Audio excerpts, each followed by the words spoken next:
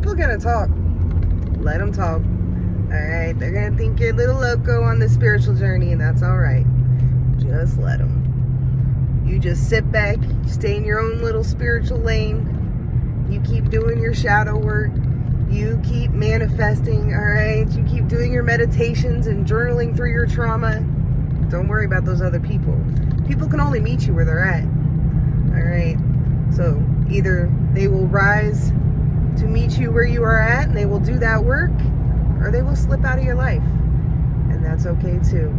That was one of the hardest things for me to learn along my journey, is that part of my internal change was an external change in my world. And I went through so many tumultuous events that my soul needed for the learning and the growth.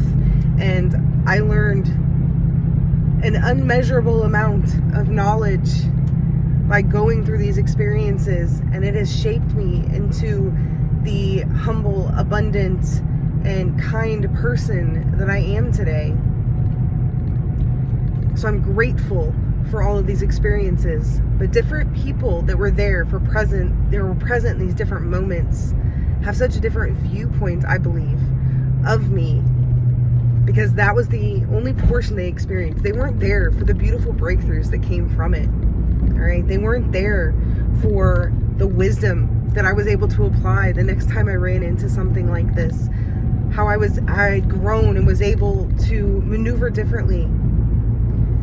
But that's okay, because I saw it. That's why self-love is so important on this journey. People are not always going to value you and really see your worth in the moment. And it happens a lot that it's not until you're gone that they're going to notice.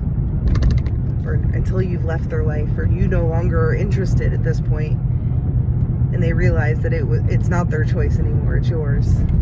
And they're going to begin to look at you differently. But most of my family dropped out of my life, most of my friends. There are very few people still amongst my inner world. And that's okay. I've made peace with it. 222 on the timer. I've come to a place you just have to accept these situations for what they are, and understand that it's part of the evolution, and that you are always in divine timing. You are right where you need to be, when you need to be there to gain whatever you need to gain from that experience. People aren't going to always understand the chaos and maybe some of the drama and the things that happen in your life, because they weren't meant to, period. All right, these are things for you to learn, and they're probably going to judge you for it. You're going to deal with a lot of judgment on your journey, and you just have to have that self-validation and understand that you know where you are and where you're going and why you're going there, and that's enough. You have to validate yourself, love yourself through it, and know that if these people or situations are meant to be a part of your life, they will be, because nothing that's ever meant for you will pass you by. The foundation you build within yourself on this spiritual journey is far more important and useful than anyone else's clapping or validation or praises. So that's the message for today. This is why that validation, that self-love is important. But you're going to deal with a lot of people that just don't get it. Alright? And I want to prepare you for that. But it's okay. And it's going to be okay.